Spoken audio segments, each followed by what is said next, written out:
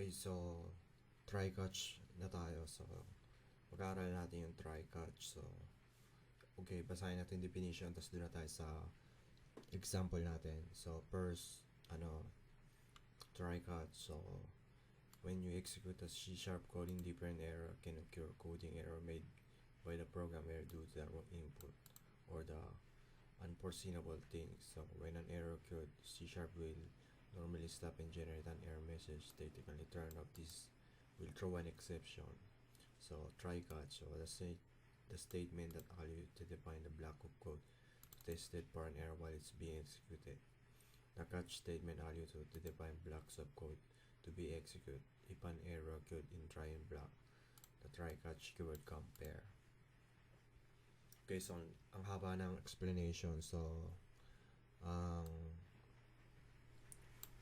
pinakamadaling explanation dito, kapag may error, kung gusto nyo malaman kung anong error yun, maraming error na mangyayari. For example, sa array, itong array na to,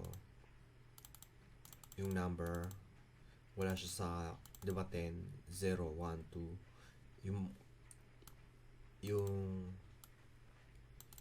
itong array na to, 3 lang yung laman niya sa loob ng ng array. So, tatlo lang silang element, yung value. Tapos ini-input natin yung number 10 na value. Wala naman number 10 na value. Magkaka-error yun. So, pag walang try-catch to, hindi gagana tong code na to, may error. Pero pag kinatch nyo siya, console.write message, makukuha nyo yung yung error na to. So, ayun yung paggamit ng try catch. And yeah, so wala natin yung try and catch error. So, wala naman dapat tatandaan nyo lang ito try. Itatry nyo yung nasa loob na ito. Tapos ikakatch nyo.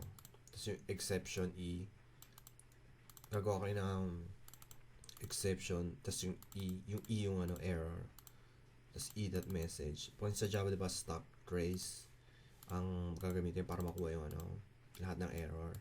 So exception lahat to. So pag that message, kinuha niyo yung message, ilalabas i-output niya kung ano yung error.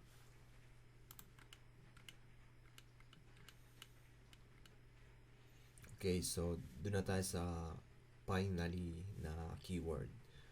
Okay, so doon na tayo sa next tutorial natin.